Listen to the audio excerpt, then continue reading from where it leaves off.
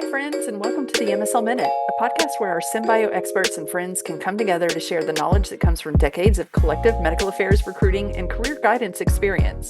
I'm Linda Eskew, one of the hosts of the MSL Minute. Thanks for tuning in and listening to the show, and of course, if you want to spread the love, please do so. Share the link, let your friends know, and be sure to keep tuning in each week. We do have quite a packed show for you today, as my co-host Ashley Armstead will be diving into a hot topic with a guest host, one of our own top recruiters, Cori Lattanzi. In today's episode, they'll be covering some interview tips for you aspiring MSLs out there and talking about ways you can stand out above the competition. And so without further ado, let's begin the show. Hey, Cori, thanks for joining the MSL Minute. Yes, happy to be here. Happy to have you. I asked Cori to join us today because she is kind of our in-house expert on all things aspiring MSLs. I mean, I think in recent years, you've placed probably more than anybody on our team, people in their very first role. So I thought you were a good person to have for this particular topic. But since we haven't had you on here before, would you tell our listeners a little bit about how long you've been with SEMbio, what your role is, and kind of what you've loved about being in the MSL world? Yeah. I've been with SEMbio for a little over 3 years now. I'm a senior recruiter here. And so my position is to work with our candidates, help make matches for companies that they might be a good fit for, and just help facilitate that process. I really enjoy working with candidates of all levels of experience, but I do think it's a lot of fun to work with aspiring MSLs. It's very challenging to break into the field. And so if I get to be even a small part of somebody's first steps into industry, I find that very rewarding. Yeah. I think we can all say that the role that you play in somebody's career journey, it's not just a job matching process, which I think you can look at some recruiters in other industries and kind of feel that way. It is an investment in their career journey, especially given the natural turnover that exists in our industry. So I'm right with you there. I love it too.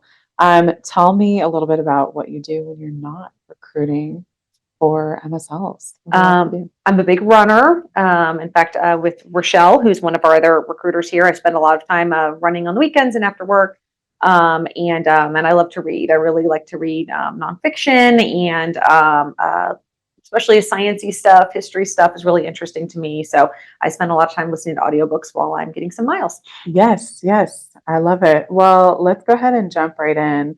I have, and I'm sure you have too, gotten a lot of the same variation of a handful of questions from people that are trying to break industry and, doing the Ask Me Anythings on the MSL Reddit page and things like that. We kind of get the same variation of the same question. And what I don't want to do here is rehash all of that. I want to give people some more insights into the nitty gritty once you get past the application portion and get your take on a few things. So to kick it off, I want to talk a little bit about, downsizings, reorgs have led to some of the people that you've helped to land their first MSL role coming back to you later in their career, and the kind of longevity of the relationships you've built, I know, is part of what we love about our roles at SEMbio, especially when you get to meet those people at the MSL Society conference. You were just at MAPS last month in Puerto Rico. Yeah. And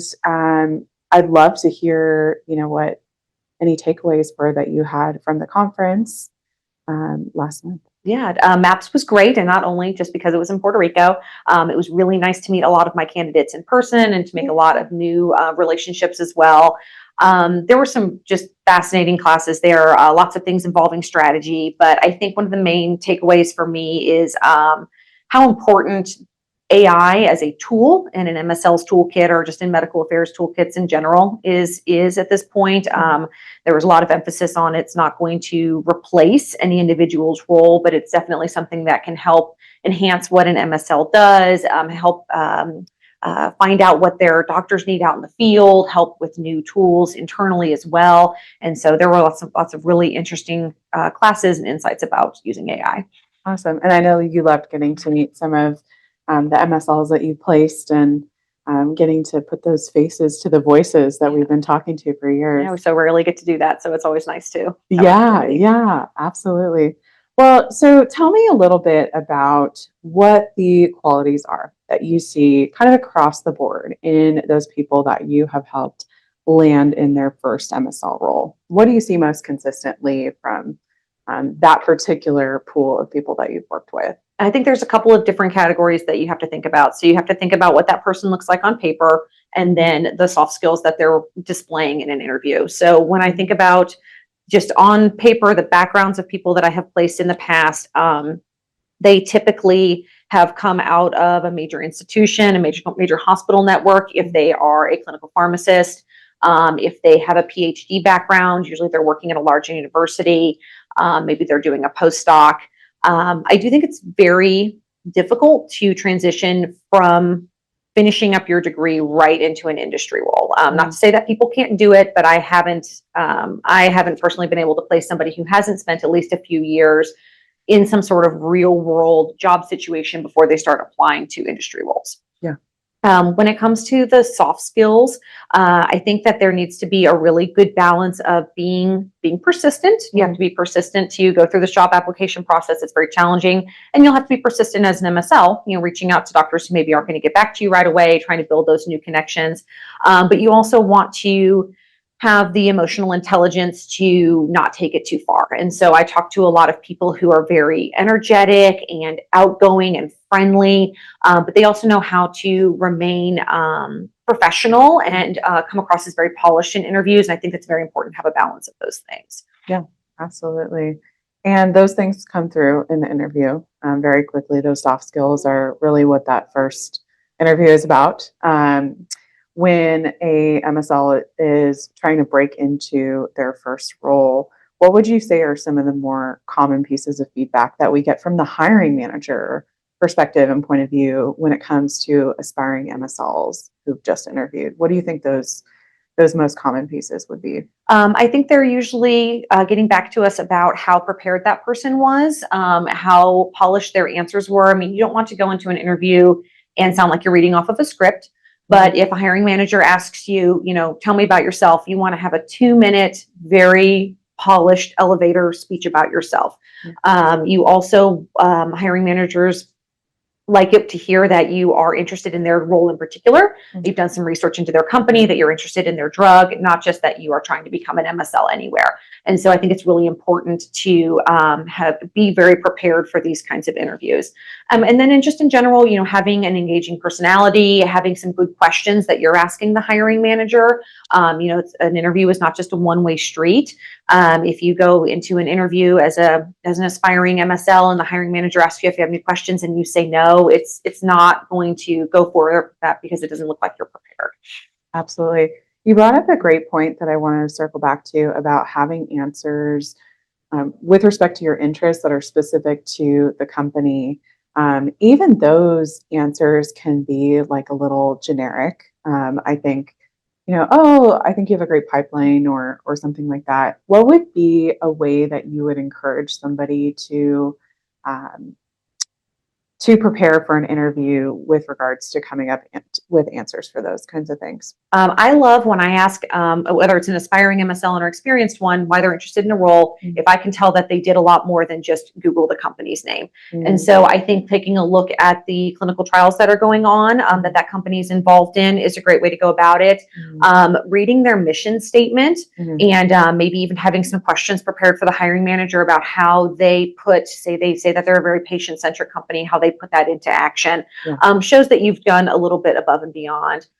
Reaching out to current employees who on LinkedIn, people who are already working there, and ask them about their jobs is a good way to go about it. Again, you have to kind of walk that line of being, reaching out to people without being a pest about it. But I think there are appropriate ways to touch base with people who are working at the company and just get a sense of their culture as well. Yeah, that is all great advice. And I think if it gets back to the hiring manager that you've done that homework to maybe initiate some of those relationships, whether it's somebody that somebody's introducing to you, or it's like a cold call or cold message, I guess you could say, on LinkedIn. That effort being relayed back to the hiring manager, I think, could go a long way to show the seriousness about the position, that it's not one of many that you're considering too.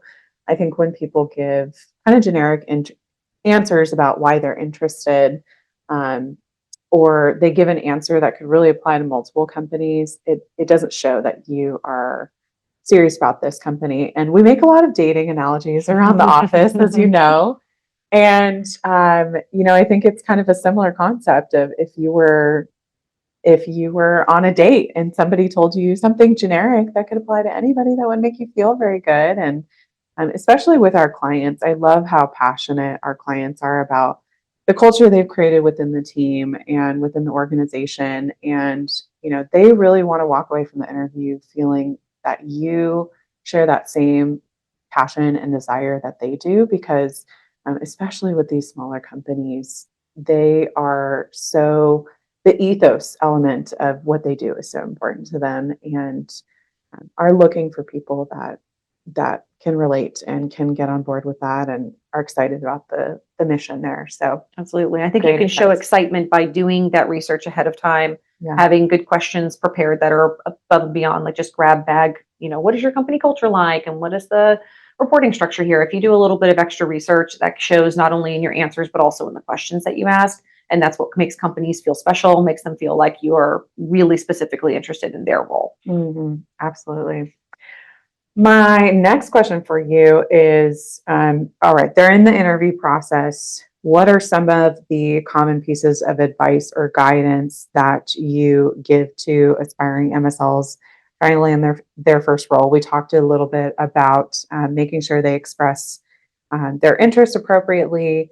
What are some other pieces of advice that you find yourself commonly giving to somebody who is sitting down to prepare for their interview? What does that prep process look like? Having questions prepared is definitely important. Kind of going through just maybe some basic STAR behavioral interview questions. And that's something that here at SEMbio we can provide as a resource, or you can probably find pretty easily on the internet. And just having some examples to common questions like, tell me about a time you were challenged and how you overcame that challenge, or tell me about a conflict you had with a coworker and how you resolved it. Those questions don't come up in every single interview, and not every hiring manager asks those kinds of questions. But if you're prepared for them, or at least have some examples at the back of your mind, it will keep you from panicking on the spot when you can't think of a conflict that you've ever had professionally. I think it's also really important to spend time interviewing MSLs as you're continuing to be interviewed yourself, asking MSLs at different companies about what their day-to-day looks like, what the challenges are in their role. The MSL role looks very different company to company. And so if you can go into an interview and you really understand what those differences look like and how you might have to adapt to different challenges, it's going to make it look like you've really done your research and prepared. That's a great point, because if someone were to walk into an interview process and um, their questions for the hiring manager were about this, and this resource and how that's going to be available to them, or this training program, and they're not aware of the fact that this is a small company, we don't have a massive training program like a large pharma would, or we don't have all these resources that you may have heard about in an interview from another company, and you go in with the expectation that you're looking for those things, that can definitely be a turn off. Yeah, for a hiring absolutely. manager, I would It'll say. just it'll make it look like you're unprepared, and maybe that your expectations are not going to line up with what they're looking for. But if you go into the interview kind of understanding what the difference between interviewing at a large company and a small company is, you're going to be able to stand out against other candidates who didn't bother to do that research. Absolutely. And would you speak on candidates expressing interest and how that has, well, I know we've all had a situation where somebody who was less experienced beat out somebody who was more experienced simply because of how they showed interest, expressed interest, etc. Share an example for us of how you've seen that. Yeah, absolutely. I think it's really important not to go into these interviews trying to play it cool.